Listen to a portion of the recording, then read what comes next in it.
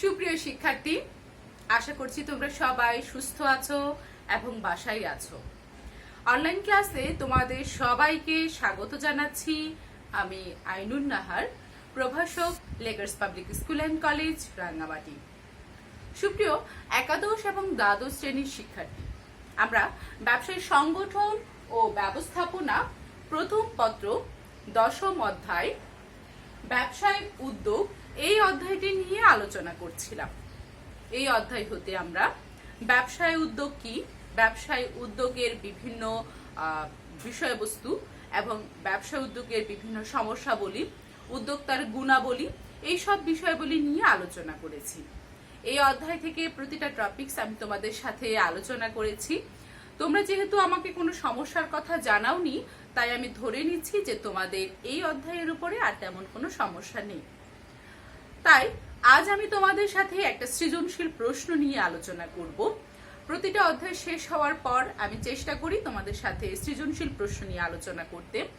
তবে এই ক্ষেত্রে বলে রাখি, যেহেতু অনলাইন ভিত্তিক ক্লাস, তাই হয়তো তোমাদের সাথে আমার সেইভাবে বহু নির্বাচনী নিয়ে আলোচনা করা হচ্ছে না।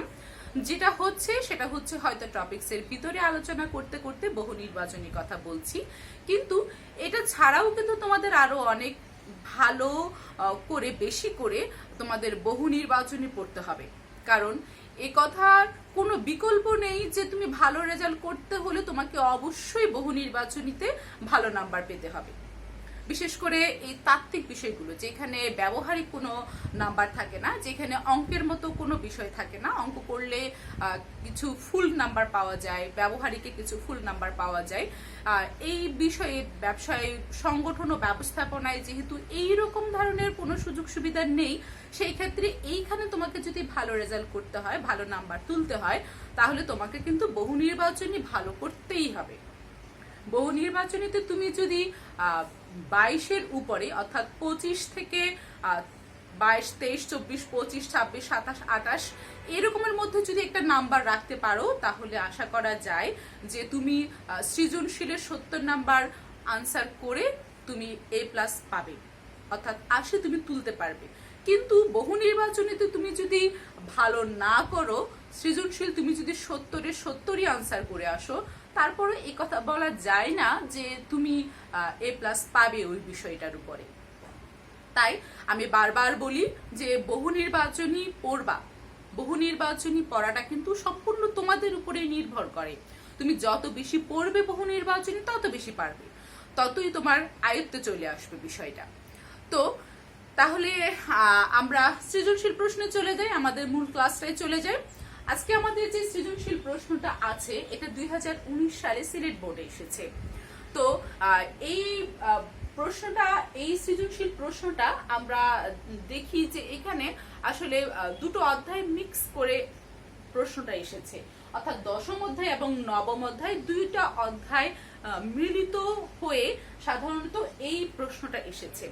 আমরা 16, 17 সালের পর থেকে কিন্তু দেখি নাই যে এক অধ্যায়ের সাথে অন্য অধ্যায়টা মিক্সচার করে প্রশ্ন আসে। দেখা যায় যে 18, 19, 20 তো এখনো আসেনি, 18, 19 এইগুলোর মধ্যে কিন্তু অধ্যায় ভিত্তিক আলাদা আলাদা প্রশ্ন হয়, কিন্তু এই প্রশ্নটা একটু ভিন্ন রকম। সেই জন্যই আমি তোমাদের সাথে এই প্রশ্নটা নিয়ে আলোচনা করতে আসলাম। অন্য বোর্ডে যে প্রশ্নগুলো আছে সেইগুলো যদি তোমরা একটু পড়ো তাহলে পারবে, আশা করছি ইনশাল্লাহ। আর যদি কোনো সমস্যা হয় তাহলে অবশ্যই আমাকে জানাবে, আমি সেই সমস্যাগুলো নিয়ে তোমাদের সাথে আলোচনা করব। তাহলে চলো আমরা যে সৃজনশীল প্রশ্নটা আছে সেটা নিয়ে একটু পড়ি, তারপর সেটা উত্তর করার চেষ্টা করি। বলছে কি, ব্যবসায় প্রশাসনে উচ্চতর ডিগ্রিধারী মিস্টার রহমান রাজশাহীতে একটি ফলের জুস তৈরির শিল্প স্থাপন করেন। তিনি বিভিন্ন উৎস থেকে তথ্য সংগ্রহ করে বুঝতে পেরেছিলেন বিশ্ববাজারে ফলের জুসের চাহিদা ক্রমবর্ধমানশীল। বাংলাদেশের রাজশাহী, চাঁপাইনবাবগঞ্জ, দিনাজপুর ও সাতক্ষীরা জেলায় প্রচুর আম উৎপাদন হয়, তাই কাঁচামাল হিসেবে আমের সরবরাহ নিয়ে সমস্যা হবে না। সরকার রাজশাহী অঞ্চলে স্থানীয় কাঁচামালের ব্যবহৃত শিল্পের 10 বছরের জন্য কর অবকাশ ঘোষণা করে। আমরা যেই কোনো সৃজনশীল প্রশ্ন যখন উত্তর করব তখন উদ্দীপকে কি বলেছে সেটা আমরা বোঝার চেষ্টা করব এবং প্রশ্নে কি জানতে চেয়েছে সেটা খুব ভালো করে বুঝে তারপর উত্তরটা করব। তাহলে দেখা যাচ্ছে যে মিস্টার রহমান একজন ব্যক্তি যিনি বুঝতে পেরেছিলেন যে রাজশাহীতে একটি ফলের জুসের শিল্প কারখানা স্থাপন করেন এবং উনি বুঝতে পেরেছিলেন যে ক্রমবর্ধমান হারে এটা বিশ্ব বাজারেও কিন্তু এটার চাহিদা বেশ বৃদ্ধি পাচ্ছে, এটার মানে ফলের জুসের চাহিদা বৃদ্ধি পাচ্ছে। সেই জন্য উনি কি করেছেন, রাজশাহী, চাঁপাইনবাবগঞ্জ, দিনাজপুর জেলায় যেহেতু প্রচুর আম উৎপাদিত হয় তাই তিনি কাঁচামাল হিসেবে আমের সরবরাহ সমস্যা হবে না এই আশাই করে উনি কি করলেন, ফলের জুসে সে কারখানাটা বিশ্ব বাজার পর্যন্ত পৌঁছে গেলেন। সরি। তারপর সেই হিসেবে সেই সরকারও কিন্তু রাজশাহী অঞ্চলে 10 বছরের জন্য কর অবকাশ ঘোষণা করেছে। কর অবকাশ কি এটা আমি কিন্তু তোমাদের সাথে নবম অধ্যায়ে যখন ব্যবসায় সহায়ক সেবা এই অধ্যায়টা যখন পাঠ করছিলাম তখন কিন্তু আমি তোমাদেরকে বলেছি কর অবকাশ কি, তোমাদের মনে আছে কিনা। যদি মনে না থাকে চট করে একটু খুলে নাও, দেখে নাও। আর আমি বলে দিচ্ছি, কর অবকাশ হচ্ছে কর থেকে রেহাই পাওয়া, কর মওকুফ করা, অর্থাৎ সরকার এমন কিছু অঞ্চল, এমন কিছু জায়গা, এমন কিছু ব্যক্তি, এমন কিছু প্রতিষ্ঠানের উপরে অনেক সময় কর মওকুফ করে নেয়, কর তুলে নেয়, কর কম করে নেয়। সেটা হচ্ছে যে সেই প্রতিষ্ঠান, সেই ব্যক্তির, সেই এলাকার, সেই অঞ্চলের উপরে যেন মানুষ উৎসাহ উদ্দীপনা পেয়ে কর থেকে মওকুফ পাচ্ছে, এই উৎসাহ উদ্দীপনাটা পেয়ে যেন বাণিজ্যে, ব্যবসায়ে, শিল্প উৎপাদনে যেন উৎসাহিত হয়। সেই উৎসাহ উদ্দীপনা দেওয়ার জন্যই কিন্তু সরকার সেই করটা মওকুফ করে। এটা একটা সরকারের শিল্প প্রতিষ্ঠান স্থাপন করারই একটা ছোট্ট বলা যায় যে ছোট্ট একটা সরকারেরই টেকনিক, যেন দেশের সব অঞ্চলে, সব এলাকায় শিল্প কারখানা স্থাপিত হয়, সেই উদ্দেশ্যেই সরকার এই উৎসাহ উদ্দীপনাটা দেয়। আচ্ছা, তাহলে কর অবকাশ কি আমরা আমাদের মনে আছে, আমরা মনে করে নিলাম। এইবার আমরা দেখি সৃজনশীল প্রশ্ন 1 ক। কয় কি বলছে, আত্মকর্মসংস্থান কি?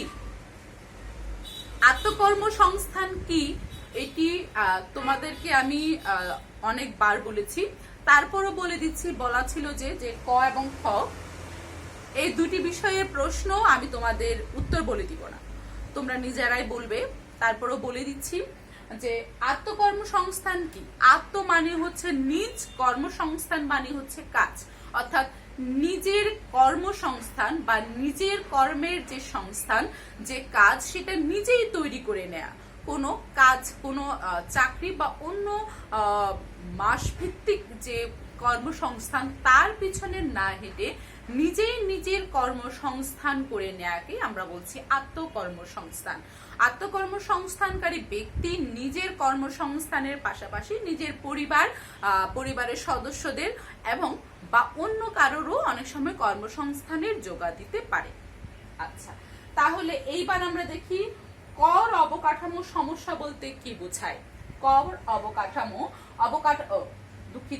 অবকাঠামোগত সমস্যা বলতে কি বোঝায়। অবকাঠামোগত সমস্যা এটা কিন্তু 10ম অধ্যায়ের প্রশ্ন না, একটু ভালো করে ভেবে দেখো। এটা কিন্তু আমরা 9ম অধ্যায়ে পড়েছি অবকাঠামোগত সমস্যা। 9ম অধ্যায়ে আমরা ব্যবসায় সহায়ক সেবা যখন পড়ছিলাম তখন আমরা কিন্তু পড়েছিলাম অবকাঠামোগত সমস্যা। এটা নিয়েও কিন্তু আমি তোমাদের সাথে আলোচনা করেছিলাম। তারপরেও বলে দিচ্ছি, অবকাঠামোগত সমস্যা হচ্ছে, অবকাঠামো হচ্ছে একটা দেশের শিল্প, বাণিজ্য, ব্যবসা এগুলো প্রচার প্রসার ঘটানো শুধুই মাত্র যে মূলধন, শুধুই মাত্র ওই ব্যক্তির দক্ষতা, ওই ব্যক্তির নিজস্ব কাঁচামালের সরবরাহের যোগান, এই সব কিছুর উপরে নির্ভর করে তা কিন্তু না।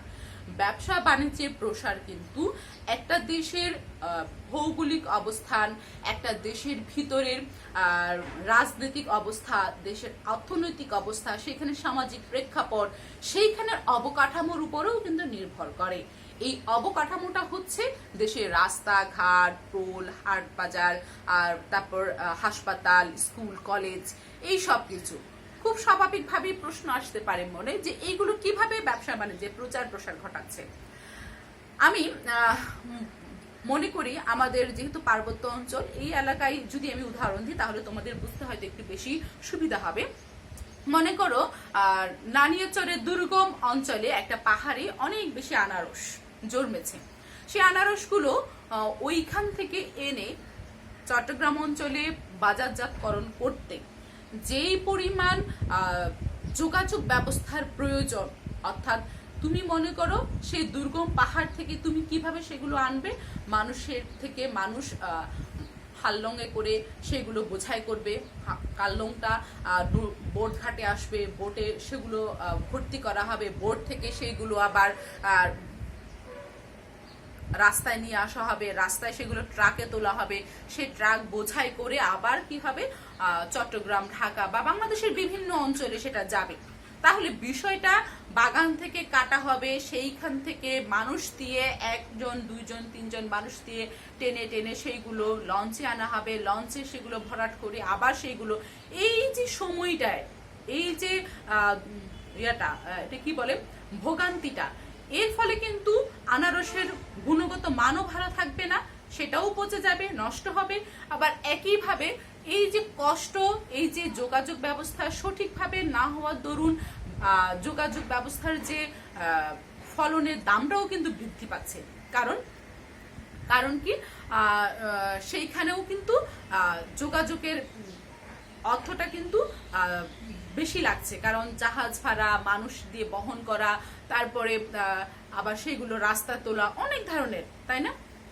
সেই জন্য বলছি যে অবকাঠামো হচ্ছে যে অবকাঠামোগত সমস্যা হচ্ছে যে এইগুলো, রাস্তাঘাট, পোল, হাসপাতাল, স্কুল, কলেজ, এইগুলো যদি যত বেশি ভালো হবে ব্যবসা বাণিজ্যের জন্য তত বেশি ভালো। আচ্ছা, এরপর আমরা দেখি রাজশাহীতে আমের জুস শিল্প প্রতিষ্ঠায় মিস্টার রহমানের কোন গুণাবলী প্রকাশ পেয়েছে? রাজশাহীতে আমের জুস শিল্প প্রতিষ্ঠায় মিস্টার রহমানের কোন গুণাবলী প্রকাশ পেয়েছে? এটা কিন্তু আবার 10ম অধ্যায়ের প্রশ্ন, কারণ আমরা এখানে গুণাবলী মানে একজন উদ্যোক্তার গুণাবলীর কথা প্রকাশ জানতে চাওয়া হচ্ছে। সেটা কিন্তু আমরা 10ম অধ্যায়ে পড়েছি উদ্যোক্তার গুণাবলীতে। তাহলে আমরা একটু খুঁজে দেখি যে মিস্টার রহমানের এখানে কোন গুণাবলীটা আছে। মিস্টার রহমান রাজশাহীতে উনি হচ্ছে যে উচ্চতর ডিগ্রিধারী, তাহলে ওনার আমরা বলতে পারি যে ওনার উচ্চতর ডিগ্রি আছে, উনি শিক্ষিত মানুষ, যেটা ব্যবসায় বা একজন উদ্যোক্তা হওয়ার জন্য অনেক বেশি গুরুত্বপূর্ণ একটা বিষয়। সেটা হচ্ছে যে ওনার শিক্ষিত, উনি মানুষ এবং ওনার উচ্চতর ডিগ্রি আছে, তাহলে সেই ক্ষেত্রে এটা আমরা একটা বলতে পারবো। তারপর হচ্ছে যে রাজশাহীতে একটি ফলের জুস তৈরি শিল্প স্থাপন করেন তিনি, বিভিন্ন উৎস থেকে তথ্য সংগ্রহ করেন, মানে বিভিন্ন উৎস থেকে তথ্য সংগ্রহ করেন, বুঝতে পেরেছিলেন যে বিশ্ব বাজারে ফলের জুসের চাহিদা ক্রমবর্ধমান, অর্থাৎ উনি হচ্ছে কি বলে অগ্রিম চিন্তা করতে পারছেন, তাই না? উনি এখন আছেন, কিন্তু উনি বিভিন্ন তথ্য সংগ্রহ উপাত্ত নিয়ে উনি চিন্তা করতে পারছেন যে ভবিষ্যতে এই জিনিসটার দাম, এই জিনিসটার চাহিদা আরো বাড়বে। তাহলে আমরা সেটাকে বলছি কি দূরদৃষ্টিতা। আমরা ব্যবসায় উদ্যোক্তার একটি গুণাবলীর মধ্যে দেখতে পাচ্ছিলাম, যখন পড়ছিলাম তখন সেখানে আমরা পড়েছিলাম যে একজন উদ্যোক্তাকে দূরদৃষ্টি সম্পন্ন হতে হয়। এই দূরদৃষ্টি সম্পন্নতার জন্যই কিন্তু মিস্টার রহমান সফলতা অর্জন করেছে। তাহলে মিস্টার রহমানকে আমরা দূরদৃষ্টি সম্পন্ন এবং একজন শিক্ষিত উচ্চতর ডিগ্রিধারী ব্যক্তি হিসেবে গণ্য করতে পারি, যেটা তার সফলতার পেছনে অনেক বিশাল ভূমিকা রেখেছে। তারপরে আমরা দেখি গ নাম্বার প্রশ্ন, শিল্প বিকাশে সরকারের কর নীতির প্রভাব উদ্দীপকের আলোকে আলোচনা করো। কি বললো? শিল্প বিকাশে সরকারের কর নীতি। এটা কিন্তু আবার 9ম অধ্যায়ের প্রশ্ন। আমরা যখন সহায়ক সেবার প্রকারভেদ পড়েছিলাম, সেইখানে উদ্দীপনা, সমর্থন, সংরক্ষণ, সমর্থনমূলক সংরক্ষণের মধ্যে আমরা পড়েছিলাম কর অবকাশের কথা, তাই না? আমরা সেইখানে পড়েছিলাম, সেখানে বলেছিলাম যে কর অবকাশ দেওয়া হয় বিভিন্ন অঞ্চল ভেদে বিভিন্ন রকম। যেমন আমরা বিভিন্ন 3 পার্বত্য জেলায় ঢাকা, চট্টগ্রাম ব্যতীত স্থাপিত শিল্প প্রতিষ্ঠানের ক্ষেত্রে প্রথম 2 বছর আয়ের 100 ভাগ, পরবর্তী 2 বছর 50% ও শেষ 5 বছর 25% কর অবকাশ দেওয়া হয়। এটা কোথায়? 3 পার্বত্য অঞ্চলে, তাই তো। এইবার আমরা দেখি রাজশাহী খুলনা, আমাদের যেহেতু রাজশাহীর কথা বলা হচ্ছে, সেইখানে কর অবকাশ কত বছর দিয়েছে সরকার। রাজশাহী, খুলনা, সিলেট, বরিশাল ও রংপুর বিভাগ এবং 3 পার্বত্য জেলায় স্থাপিত শিল্প প্রতিষ্ঠানগুলোর জন্য 7 বছর মেয়াদী কর অবকাশের মধ্যে 3 বছর কর অবকাশের হার 100%।